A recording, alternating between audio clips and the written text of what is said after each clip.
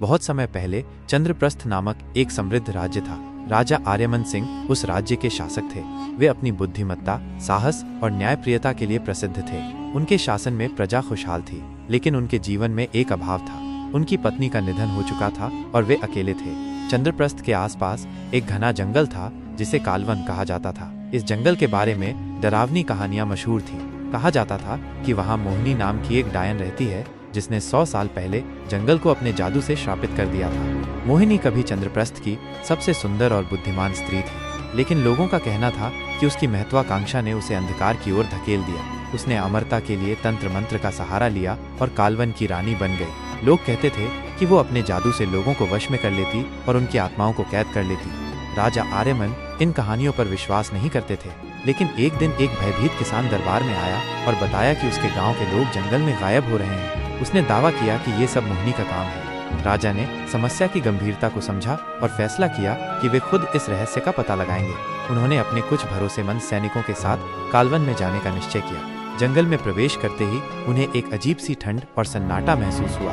उनकी टॉर्च की रोशनी में डरावने पेड़ और उलझी हुई बेलें चमक रही थीं। धीरे धीरे सैनिक डरने लगे, लेकिन राजा ने उन्हें हिम्मत दिलाई। जंगल के बीच में उन्हें एक प्राचीन किला दिखाई दिया। यह मोहिनी का निवास था। किले का द्वार अपने आप खुल गया और भीतर से मोहिनी की आवाज आई, स्वागत है चंद्रप्रस्थ के राजा। क्या आप अपनी प्रजा को बचाने आए हैं या अपनी किस्मत को आजमाने? राजा ने साहस से जवाब दिया, मैं अपनी प्रजा की रक्षा के लिए कुछ भी करने को तैयार हूँ। अगर तुमने उन्हें कैद किया है तो उन्हें रिहा करो। मोहिनी प्रकट हुई। वो एक असाधारण सुंदर स्त्री थी, लेकिन उसकी आंखों में अजीब सी गहराई और अंधकार था। उसने राजा से कहा, तुम्हारे साहस को देखकर मैं प्रभावित हूँ, लेकिन अगर तुम अपनी प्रजा को बचाना चाहते हो तो तुम्हें मेरी शर्त माननी होगी। राजा ने पूछा, क्या शर्त है? मोहिनी ने मुस्कुराते हुए कहा, तुम्हें अगले 3 दिन मेरे साथ इस किले में रहना होगा। अगर तुमने मेरी चुनौती को पूरा कर लिया तो मैं तुम्हारी प्रजा को मुक्त कर दूंगी, लेकिन अगर तुम असफल हुए तो तुम्हारी आत्मा हमेशा के लिए मेरी होगी। राजा ने शर्त स्वीकार कर ली। मोहिनी ने उन्हें किले में एक अलग कक्ष में ठहराया। उसने कहा, हर रात तुम्हें एक चुनौती का सामना करना होगा।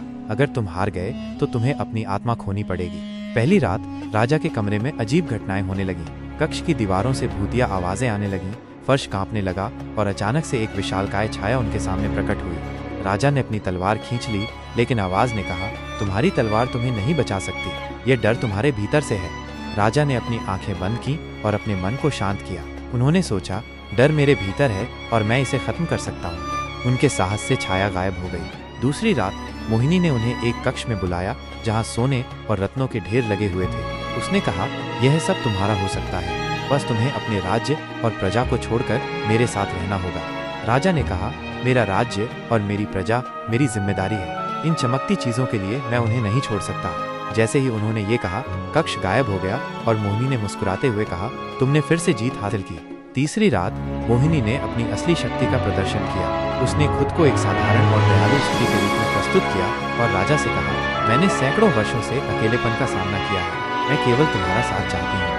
अगर तुम मेरे साथ रहोगे तो मैं तुम्हारी प्रजा को हमेशा खुश रखूंगी। राजा ने मोहिनी के दर्द को महसूस किया, लेकिन उन्होंने कहा, तुम्हारी पीड़ा सच्ची है, लेकिन मैं तुम्हारे प्रेम के लिए अपनी जिम्मेदारियों को नहीं छोड़ सकता। मेरी प्रजा मेरी पहली प्राथमिकता है। राजा की बातों ने मोहिनी को झकझोर दिया।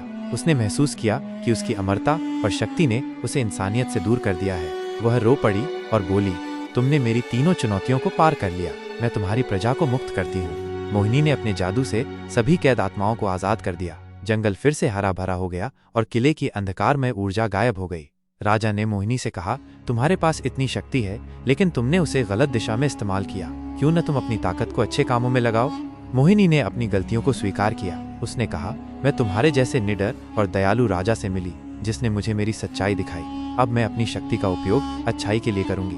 मोहिनी ने राजा से विदा ली और जंगल की रक्षक बन गई। उसने वादा किया कि वो अब कभी किसी को नुकसान नहीं पहुंचाएगी। राजा आर्यमन अपने राज्य लौटे और प्रजा ने उनका भव्य स्वागत किया।